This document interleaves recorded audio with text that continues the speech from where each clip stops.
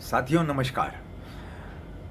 मैं शतरंज का बहुत शौकीन हूँ। कभी कभी छोटी मोटी अपने शतरंज की गतिविधियों के बारे में आप लोगों को बताता भी रहता हूँ। आज आपको एक बहुत मज़ेदार किस्सा सुनाता हूँ। शायद आपने सुना हो या ना भी सुना हो, और उससे पता चलता है कि शतरंज और गणित का कितना गहरा संबंध है। और शतरंज की वजह से ही एक बार ऐसा हो गया था कि हमारे जो Akbar the great, Mughal emperor Akbar की बात कर रहा हूँ, वो शतरंज की वजह से बहुत बड़े संकट में आ गए थे। एक तरीके से समझिए बैंकरप्ट हो गए थे, उनका सारा राजपाट जाने वाला था।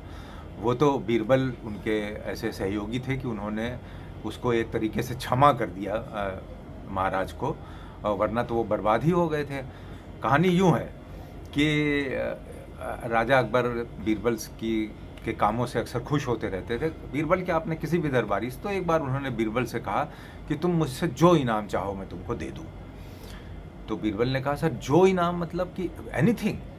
तो अकबर ने कहा, नहीं तुम आज, मैं इतना खुश हूँ तुमसे कि तुम जो मांगोगे मैं तुम्हें दे दूँगा। उन्होंने कहा, नहीं महाराज सोच समझ के कहिए, क्योंकि नहीं, उन्होंने कहा, नहीं तुम मांगो तो तुम क्या समझते हो, मेरी औकात नहीं है, तुम जो मांगो मैं दे दूँ। उन्होंने कहा, नहीं नहीं महाराज ऐसी कोई बात नहीं है, लेकिन आप इतने जोर दे रहे हैं तो मैं एक छोटी सी चीज़ मांग लेता हूँ। एक शतरंज मंगा लीजिए, और शतरंज की बिसात पे बस मुझे बहुत छोटी सी चीज़ चाहिए। आप शतरंज के में 64 खाने होते हैं। आप पहले खाने में मुझे सिर्फ एक चावल का दाना रख दीजिए, और उसके बाद दूसरे में 2, फिर उसके बाद तीसरे में 4 दाने, उसके बाद फिर 8 दाने। इसी तरह से करते करते 64वें खाने तक जितना भी चावल एकत्रित हो जाएगा, बस मुझे वही चाहिए, वो दे दीजिए।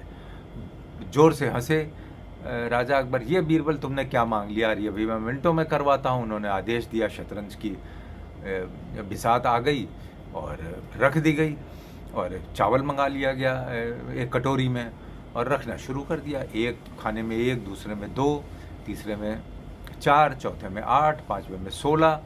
अब वहाँ पे थोड़ी जगह ख़त्म होने लग गई बिसात के ऊपर, तो थोड़ी देर तक तो वो वहाँ पे रखे गए और उसको इकट्ठा करते गए कि एक में 1, दूसरे में 2, इस तरह से मल्टीप्लाई करते करते तो वो पहुँच गए करीब 15वें 16वें खाने तक। तो इतना चावल इकट्ठा हो गया कि वो बिसात पे नहीं आ रहा था, तो एक कटोरी में रखा गया। फिर सोचा गया कि अब इसको गिन गिन करके तो बढ़ाया नहीं जा सकता है, तो इसका वज़न कर लिया जाए और उसको अगले खाने में उसका डबल वज़न कर दिया जाएगा। तो 17वें 18वें तक खाने तक की बात पहुंची थी। एक कटोरी में चावल आया था, तो उसको उसका वज़न लिया गया, तो 50 ग्राम था वो। 17वें खाने की बात है, चाहे 16वें 18वें, किसी भी खाने की इसी तरह से बात थी। ठीक है, बात आगे बढ़ी तो 18वें खाने में वो 100 ग्राम हो गया, 19वें खाने में 200 हो गया, 20वें खाने में 400 हो गया, 21वें खाने में 800 हो गया, और 22वें खाने में वो 1600 ग्राम हो गया, अर्थात कि 1.5 किलो हो गया। अब बात आगे बढ़ी, अब वो और फिर इस तरीके से वो छोटे छोटे फिर पैकेट बनाए गए। मैं मतलब पैकेट क्या, 16 में हो गया तो एक छोटी सी थैली बनाई गई 1.5 किलो की। फिर वो जो 23वां खाना, जहाँ तक भी मैंने अभी आपको गिन कर बताया है, 24वां खाना आया तो वो 3 किलो हो गया, 25वां खाना आया तो वो 6 किलो हो गया, 26वां खाना आया तो वो 12 किलो हो गया। अब 12 किलो जब हो गया तो एक और बड़ा बनाया गया 26वें खाने में, फिर 27वां आया तो वो 24 किलो हो गया, 28वां आया तो वो 48 किलो हो गया, 29वां खाना आया तो वो 96 किलो हो गया। मान लीजिए कैलकुलेशन के आसान से मान लेते हैं कि वो 100 किलो हो गया, 1 क्विंटल। तो 30वें खाने तक पहुंचते पहुंचते 31वें खाने में वो 2 क्विंटल हो गया, 32वें खाने में वो 4 क्विंटल हो गया, 33 खाने में वो 8 क्विंटल हो गया। अब जब 8 क्विंटल हो गया तो ये हुआ कि भाई अब ये तो इस तरह से तो इकट्ठा करना जरूर है नहीं, अब इसको कागज़ पर लिखते जाओ। और 8 क्विंटल के बाद 35वां खाना आया तो वो एक बैलगाड़ी भर का हो गया, 16 क्विंटल बैलगाड़ी पर रखा गया।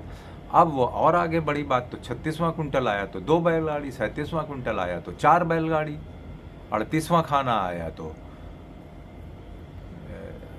16 बैलगाड़ी चावल हो गया। बस अभी 3-4 खाने ही और बढ़े थे कि वो बढ़ते बढ़ते 100 बैलगाड़ी चावल हो गया, और 40वां खाना भी पार नहीं हुआ था। अब तो वहाँ खलबली मच गई सब में, राजा में भी। अरे उन्होंने कहा ये क्या हो रहा है भाई, ये कौन सी गणित तुमने बता दी बीरबल। उन्होंने कहा सर अभी तो 40वें खाने तक ही पहुँचे हैं और 100 बैलगाड़ी चावल तो हो ही चुका है। 41वें में आए तो 200 बैलगाड़ी हो गया, 42वें में आए तो 400 बैलगाड़ी। अरे अरे अरे घबरा गए महाराज, कह रहे नहीं नहीं भाई अब इसके आगे तो बढ़ो ही मत, ये तो मेरे राजपाट राजा है, हमारे जितने भी चावल का खजाना है या जहाँ कहीं भी अन्न रखा जाता है उतना तो सब कुछ निकल चुका है, इसके बाद तो ये अभी 4-5 खाने में इतना हो जाएगा जितना चावल पूरे देश भर में नहीं होगा। तो उन्होंने कहा भाई ये तो बीरबल ने कहा देखिए महाराज मैं इसीलिए कह रहा था कि आप मुझसे कोई ऐसा वरदान मुझको ना दीजिए कि मैं कुछ भी मांग लूँ, और मैं जानता हूँ कि आप ये नहीं हो सकता है, तो इसलिए अब जब मुझसे आगे से आप कुछ भी कहिएगा तो बहुत सोच समझ के कहिएगा। और इसीलिए कहा जाता है कि हम कभी भी किसी से, कहानी का जो मॉरल है वो ये है कि बिना सोचे समझे कोई भी बात, कोई भी आश्वासन है, कोई भी वरदान या कुछ भी, कोई भी प्रॉमिस ना करें जब तक कि ये ना देख लें कि ये प्रॉमिस कहाँ से कहाँ तक जा सकता है। उम्मीद है आप लोगों को कहानी बहुत पसंद आई होगी, कमेंट में ज़रूर लिखिएगा। Thank you.